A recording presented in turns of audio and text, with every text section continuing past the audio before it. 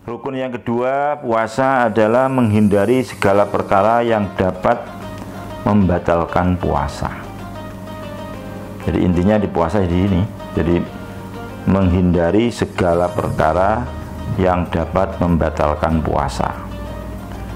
Adapun perkara-perkara yang membatalkan puasa ada 9. Satu, masuknya benda ke dalam rongga yang terdapat di dalam tubuh, atau dalam bahasa kitabnya disebut jauh, yaitu yang masuk melalui mulut, hidung, telinga, dan dubur atau kubul. Ya, jalan depan, jalan belakang. Ya, kalau orang laki-laki ya penis, kalau orang perempuan itu vagina atau anus. Apapun yang masuk pada lubang tersebut, kalau terhitung lubang yang dalam, maka batal puasanya. Oleh karena itu, ada beberapa hal yang perlu kita perhatikan bagi orang yang berpuasa agar supaya puasanya tidak batal. Satu, jangan memasukkan jari ke dalam dubur karena dapat membatalkan puasa, kecuali jika terpaksa. Artinya apa ya, beraknya tidak bisa keluar, tidak terpaksa dia harus memasukkan. Itu sekira kotoran tidak dapat keluar tanpa memasukkan jari ke dalam dubur. Yang dimaksud masuk di sini adalah pada bagian dalam. Masalah dubur adalah lubang anus yang terletak setelah kulit yang keriput, ya. Jadi artinya ya kalau kita seperti ini, kita masukkan ini seperti inilah masuk, ya. Ini sudah masuk ini berarti nggak harus perkara itu masuk ke dalam perut, enggak. Jadi masuk ke lubang yang di luar dari ini itu sudah dikatakan masuk. Oleh karena itu bagi orang yang melaksanakan apa ya, bahasa Jawanya itu cewek, itu ya harus hati-hati itu. B, jangan memutus kotoran yang sedang keluar, karena sisa kotoran yang terputus dan masuk kembali ke dalam bagian dapat membatalkan puasa. Terkadang kita di awal-awal puasa itu agak keras, ya, sehingga kadang-kadang atau berak kita lama ibaratnya ya. Jadi keluar ini tidak putus-putus ini.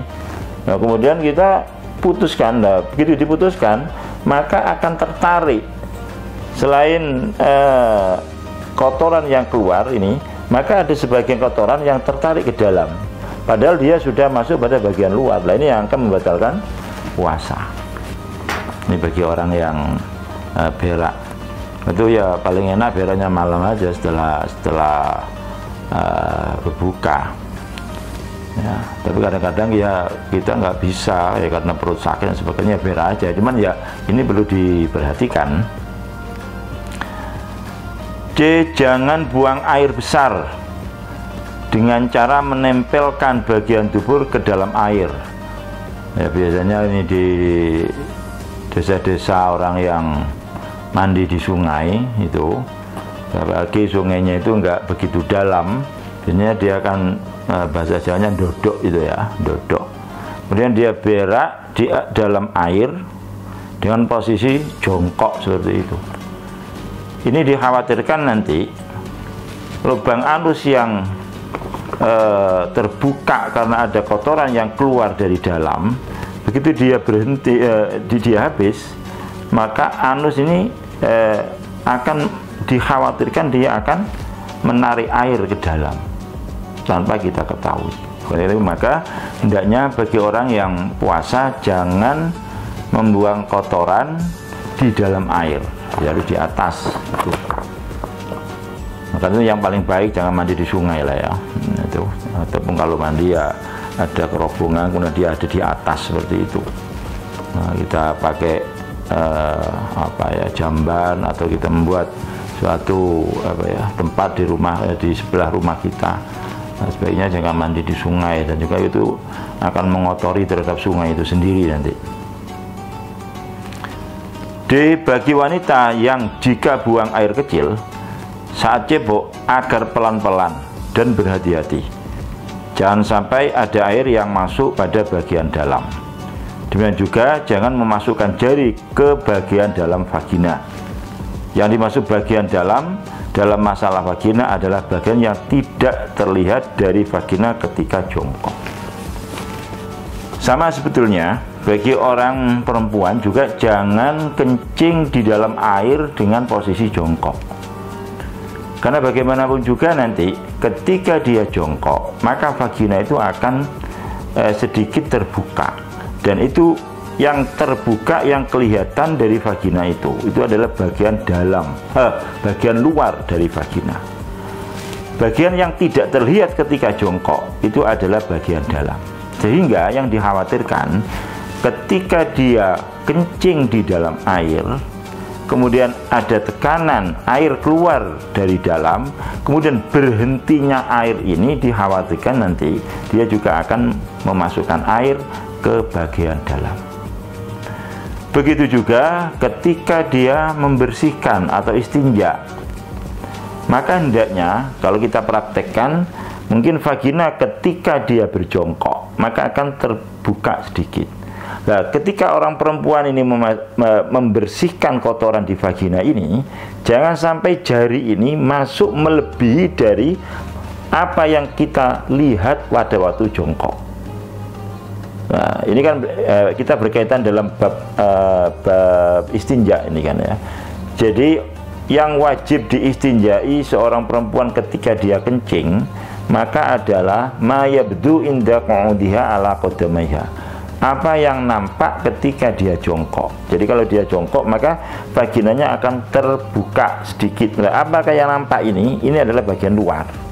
Nah, kalau nanti jari kita memasukkan segini aja masuk, artinya dia jari-jari sudah masuk melebihi dari tempat yang wajib diistinjai, maka berarti kita memasukkan sesuatu kepada dalam. Nah, ini akan membatalkan terhadap puasa.